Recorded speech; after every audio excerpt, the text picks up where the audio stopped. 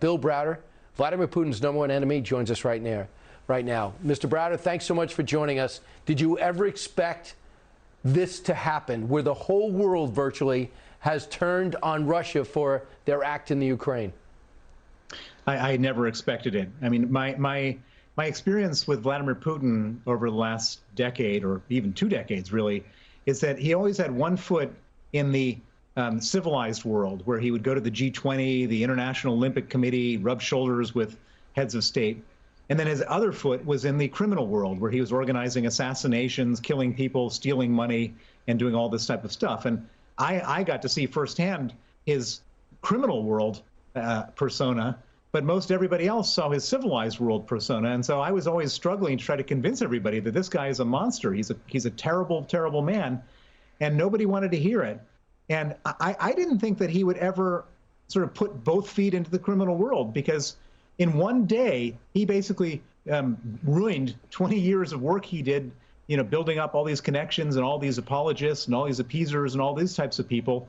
And now he's a total pariah. And I just never thought he would want to go there. But here he is, and it's terrible. He says he's got this thirst to restore essentially the Soviet Union to their former greatness. Does he care about the country, or is this about him? He doesn't care about the Soviet Union. He doesn't care about Ukraine. He doesn't care about NATO. He's a dictator. He's been in power for 22 years. People got tired of him after all the money he stole, didn't go to hospitals, didn't go to education, didn't go to roads, went to villas, private jets, yachts. And he saw the writing on the wall. That neighboring countries, in Belarus 18 months ago, the people rose up against their dictator. And it was only when Vladimir Putin sent his own police force in there and his tanks that the dictator Lukashenko was able to stay in control. On the other side of Russia, in Kazakhstan, the Nazarbayev dictator, who had been there as long as Putin or even longer, he got washed out. And so Putin said to himself, this is going to happen to me. And Putin is not a guy who's going to sit around waiting for something bad to happen. And so what does a dictator do when they're worried about getting overthrown? You start a war, distract people, create a foreign enemy, create a crisis. And so that's what he did. That this invasion of Ukraine is not about anything other than Vladimir Putin trying to stay in power. He says this military operation is going according to plan, and that essentially he's going to go out to rid Ukraine of Nazis and fascism and their nationalistic leaders. Is everything going according to plan?